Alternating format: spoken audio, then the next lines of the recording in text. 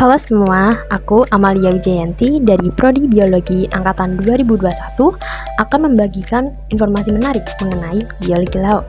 Bagi kalian pecinta marine biology, pasti tahu dong kalau sebagian besar keanekaragaman laut itu belum dieksplor. Wait, tapi kali ini aku nggak akan bahas tentang diversitas, melainkan salah satu makhluk unik yang hidup di dalamnya, yaitu remora. Kalian yang anak IPA pasti pernah belajar tentang simbiosis antara remora dan hiu atau paus kan? Beberapa sumber ada yang menyatakan hubungan di antaranya adalah hubungan simbiosis komensalisme dan sebagian lainnya hubungan simbiosis mutualisme. Jadi, mana yang benar ya? Yuk kita bahas. Oke, sebelum itu kita perlu tahu apa itu ikan remora. Ikan remora atau disebut juga suckerfish merupakan spesies ikan yang berasal dari famili Echineidae dan memiliki keunikan yaitu hidup di perairan hangat. Ikan remora memiliki kepala gepeng dengan sedikit tekstur di permukaannya. Ia biasa menempel di tubuh ikan-ikan besar seperti hiu, pari, dan paus. Kok bisa sih si remora ini nempel di tubuh inangnya? Nah, pertanyaan bagus. Sebenarnya, remora memiliki bentuk dahi yang pipih dengan penghisap. Penghisap unik ini sebenarnya adalah sirip punggung yang telah termodifikasi sedemikian rupa. Apabila tulang sirip punggung pada ikan umumnya tumbuh secara vertikal, maka sirip pada ikan remora justru membelah ke bagian kanan hingga kiri dan akhirnya menjadi pipih. Tulang-tulang tersebut kemudian dikelilingi oleh pinggiran yang fungsinya seperti segel untuk mengunci serta membentuk alat hisap yang sangat efektif dan bahkan memiliki kekuatan tinggi. Ikan remora memiliki sirip dorsal atau sirip punggung yang berbentuk oval.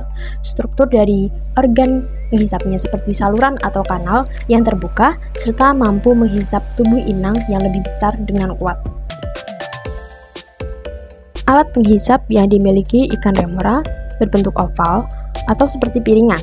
Seperti yang sudah dijelaskan sebelumnya, penghisap ini berada di atas kepalanya dan bagian pinggirnya lebih tebal dibandingkan bagian lainnya. Sementara itu, bagian lain lebih empuk sehingga dahi ikan remora ini mampu menghisap dengan kuat. Selain itu, ada tonjolan kecil yang berbentuk seperti sisik. Ketika lipatan naik, maka tonjolan tersebut pun akan menyentuh dan mencengkeram permukaan hewan yang ditempeli oleh ikan remora. Isapan serta cengkraman dari ikan remora ini membuat ikan ini dapat terus menempel pada hewan lain dengan kuat meskipun inangnya berenang dengan sangat cepat. Apabila ingin melepaskan diri dari sang inang, ikan remora ini hanya perlu melepaskan pegangannya tanpa melukai tubuh sang inang. Uniknya, karena terlalu sering menempel dan menumpang berenang pada inang kesana kemari, ikan remora ini memiliki ekor yang lemah sehingga kesulitan untuk berenang sendirian.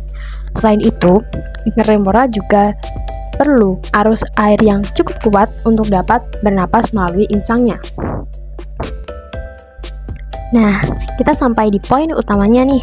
Apakah simbiosis antara remora dan inangnya itu mutualisme atau komensalisme? Ternyata guys, bahkan pernyataan tersebut masih diragukan oleh peneliti loh. Menurut seorang ahli biologi dari Boston College, yaitu Christopher Kennelly, ikan remora memberi kesulitan bagi beberapa inangnya. Beberapa kesulitan tersebut adalah sebagai berikut. Yang pertama, ikan remora ini dapat memperlambat laju atau pergerakan dari si inang di dalam air, meskipun hal ini tidak terlalu signifikan ya.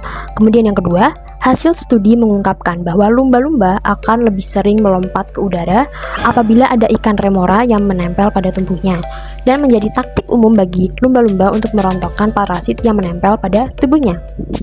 Nah, itu dia keunikan dari remora. Sebenarnya masih banyak lagi keunikan dan peran ikan satu ini bagi ekosistem. Namun masih banyak sekali keunikan dan beberapa hal lain dari remora yang belum terpecahkan hingga kini.